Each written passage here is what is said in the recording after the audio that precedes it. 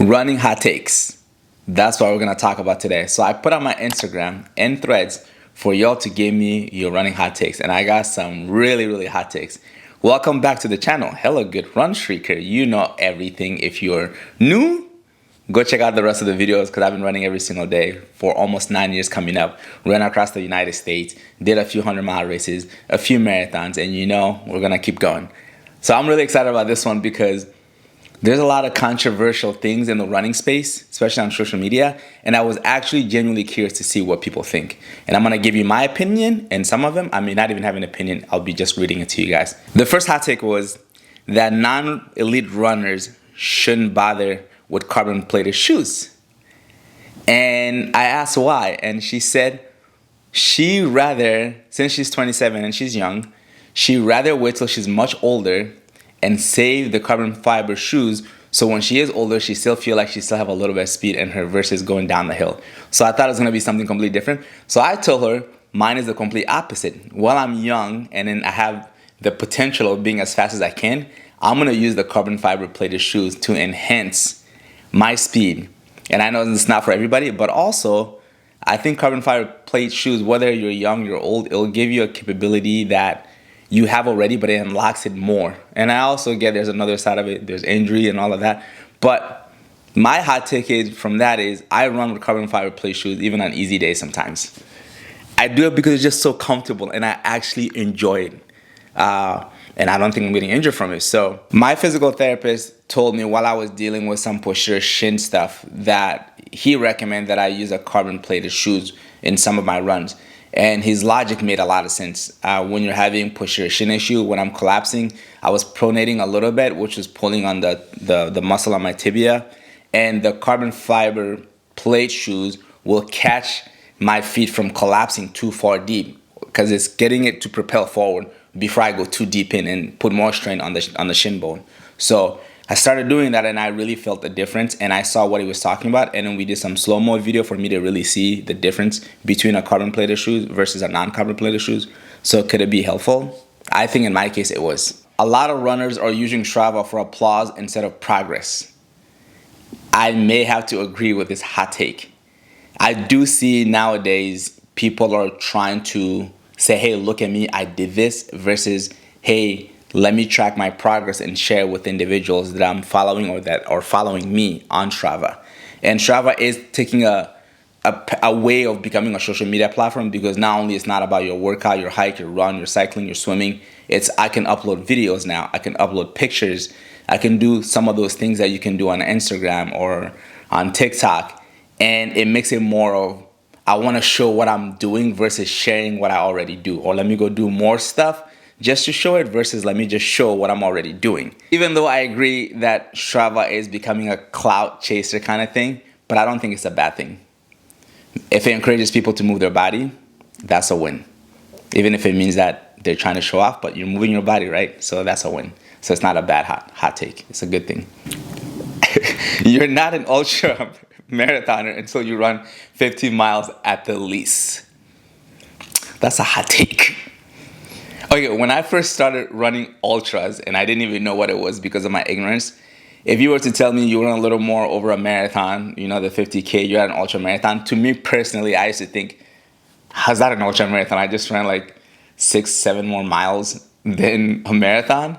So I used to think that it wasn't for myself personally. But for me personally, for me to feel like I ran an ultra marathon, I have to run at least a 50 miler. Because I feel like it's doubling the marathon. It makes me feel like I really put my body through the trenches. But I also don't think it's a bad thing to call yourself an ultra marathoner if it's not a 50 miler. Because also we have to add in the factor that it could be a heavy, it could be a hard course, it could be anything really.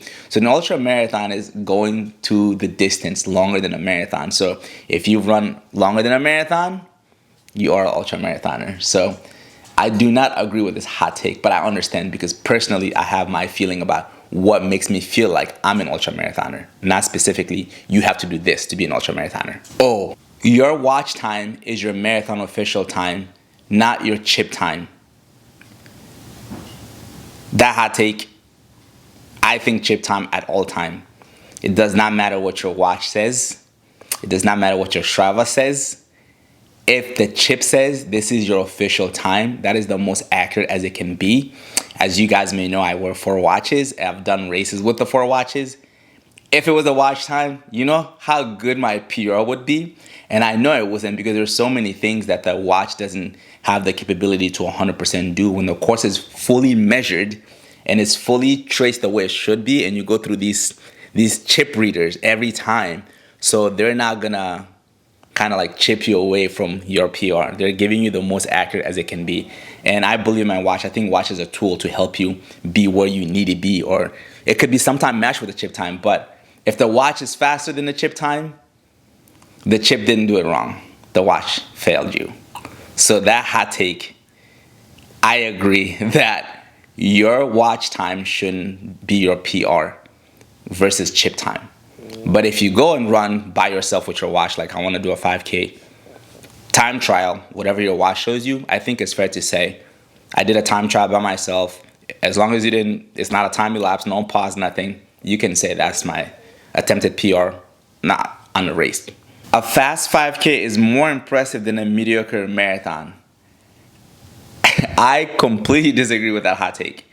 Yes, 5K fast could be very difficult. But what is a mediocre marathon? We should really elaborate on that. But let's just say someone just ran a marathon and quote unquote it wasn't impressive to the fast 5K person's eye.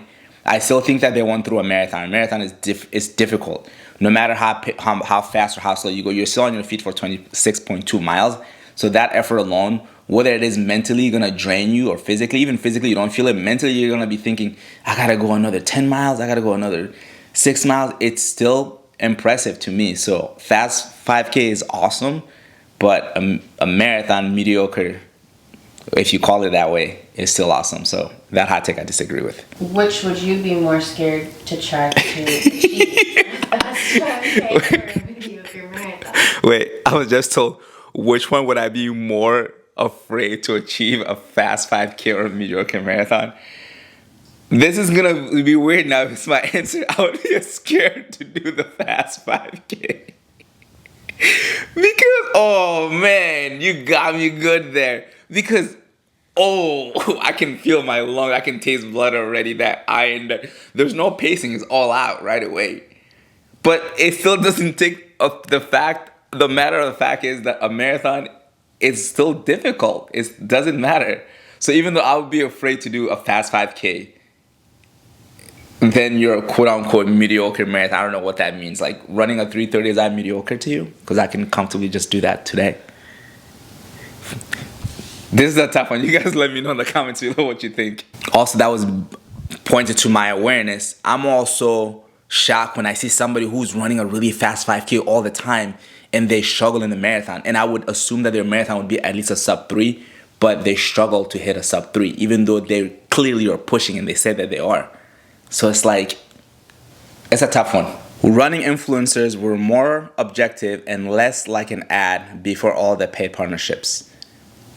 I agree. I think the new running influencers that are coming in, they're taking anything they can and they want to get paid. They want to make their money. So I'm not shaming them for that. But speaking from my own personal experience, I've been in this field for a very long time. We're talking about coming into a decade, not in a long time, very soon. And I used to get products, so many products, and I used to have this rule, at least 2 weeks with a product before I even talk about it. And to a point that a company, I won't name them, they wanted me to post right away. I said, I cannot do that to my audience. I got to make sure I really genuinely love it. And I've also had a product where I tested and I was doing the review. It was such a bad review, they didn't want me to post it. I even returned their money because I felt bad that I'm not going to take your money, even though I did my whole documentation of it. And I've turned down so many opportunities because it didn't make sense for me to pretend that I like it just in order to make a buck. And I'm just thinking people who are following me are spending their hard-earned money because they believe in my opinion. So I've said no. And now if you've been paying attention to me for the last few years, you will know that I have been with minimum amount of brands, especially when it's long-term, because I truly believe in those brands. And I stick around because that will never change versus, hey, can you do this? Can you do that? Because I could go anywhere technically right now. I have the privilege of doing that. But also at the same time, I want to make sure that it is actually something that I truly enjoy. instead of just being like, hey, I want to do an ad just so I can make a, we got to make a living. We all know that it's a platform now where it's about making a living, making money. But I also think for me personally, there's a fine line. You can make a living while also making sure that you're not just doing it to do it. I think what this person is trying to say, what people are seeing is 1 week you'll see this person, this is the best shoes. And then they go to the next brand, this is the best shoes, because whoever is paying them. And for me, when I got to the shoe that I love, you guys already know my sponsor, Hoka, the amount of shoes I've turned down. Even some brand was sending me shoes and I told them to stop. They said, well, just in case in the future. I'm not kidding you. They're like, just in case. I'm like, no, because I believe this is the best shoes and I'm gonna stay with it, you know? And then even within the brand that I'm in, not every single shoes in that brand is the best shoes. I only talk about the ones that I love, and if I don't love it, I just leave it alone. There's a difference between racing and running. Yes, I do agree with that. I run every day. I don't race every day. And even for me, the marathons, I don't want to just go run a marathon. I go race a marathon. So when I'm by myself, I'm not guiding anybody or helping anybody. I'm racing it, because then it makes worth it for me to put my body through 26.2 miles. So this is why I haven't done tons of 26.2 miles. Someone who has a 9-year run streak coming up, and you can count twice that I've raced a marathon, it says a lot. But completely a difference between racing and running. So when people say, I'm racing this weekend, make sure you're racing. If you say, I'm running in this race this weekend, then you're running in the race. But if you say, I'm racing this weekend, to me, you're racing. And you've trained for it also. When you're saying racing too, training has to be part of it, because you prepare to do that. You don't just show up and race. Some people have that natural talent, but not me. But you prepare for it, you're racing. So running and racing are two complete different things. Running to country music? Nah, I can't. I'm not a country guy. I'm not saying country music is bad, but it's just not my taste. Just like my music probably won't be your taste. Nope, I'm sorry. Oh, unless if it's Beyonce though. You can see the boot, check. You can hear when I step. But I Chevy and painted it red. Money long, you can't fit in the bed. It don't matter what nobody say. Country boy till I day that I'm dead. You want smoke, I'm the Marlboro man. Knock it out before you get out of hand. Ooh, this ain't Calabasas. Okay, I can stop. People use running clubs like it's a dating app. I cannot attest or deny, because I've never been to a run club besides my own club. So, I don't know. Is that a thing? You guys let me know. Speaking of run clubs are not as inclusive as they seem to be.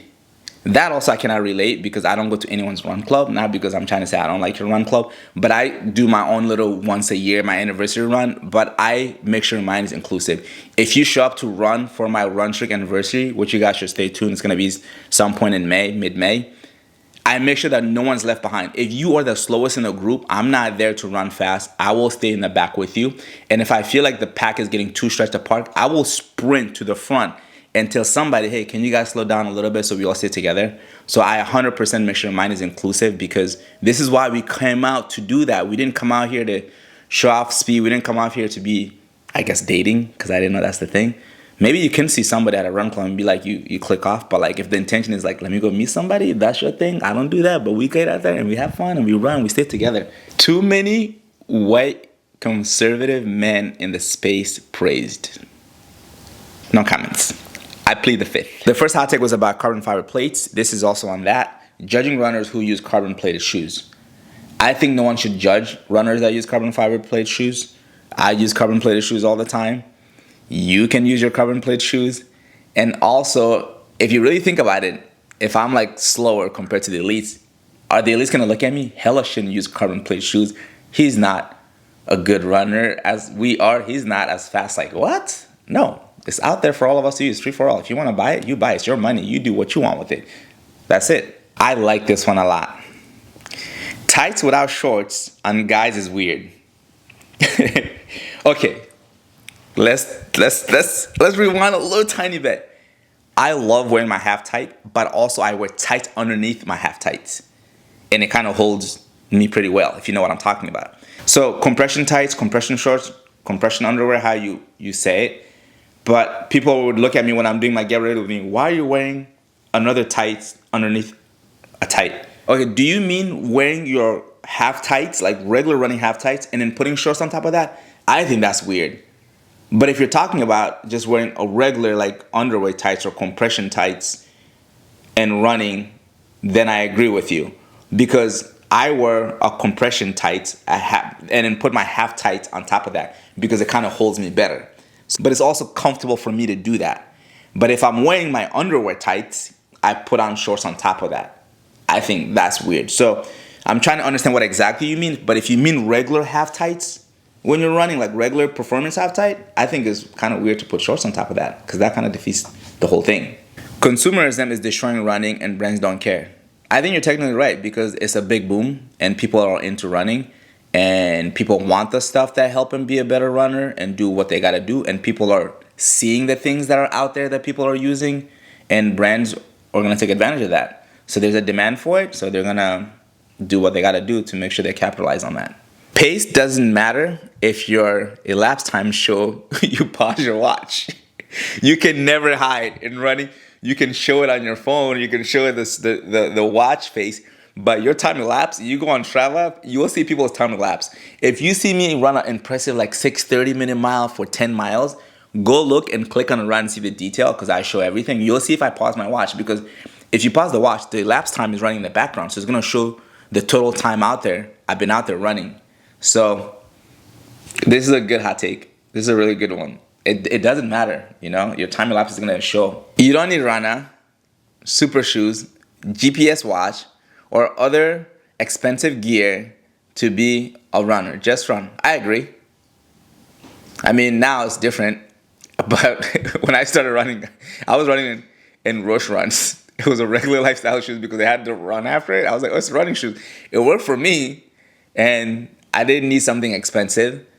And I had the lowest entry model Apple Watch at the time. Just run. But I understand now it's really hard to do that, because you see all these cool gadgets, all these things you want. And I'm guilty of that, because you guys see I wear 4 watches. But yeah, you can just get out there and you run. So the camera lady back there has been very chatty about this, but she just made a good point. It's like someone also saying, oh, I have a house, so I don't need a chair in it. Or I don't need a bed to lay on it, because I already have a house covering my head. So yes, you're making a good point, but also at the same time, you can use those things. You don't need it, but you can definitely use them. Like, if you want to be uncomfortable on the wooden floor in your house and you don't want a chair, fine. You don't need it, but you can definitely use it. So yeah, you don't need all these things, but you can definitely use it. And if you have the ability to get it, go for it. But if you don't have it, you can just go out there and run too. It goes both ways. Thank you so much for watching this video. Let me know if you like this hot takes and you guys want me to continue this. Drop your craziest hot take in the comments and we do a part 2 straight out for YouTube. Or I can go live with you guys on YouTube. Thank you for watching. I'll see you in the next one. Love you guys. Let's get it. Now I gotta go run actually. Let's go.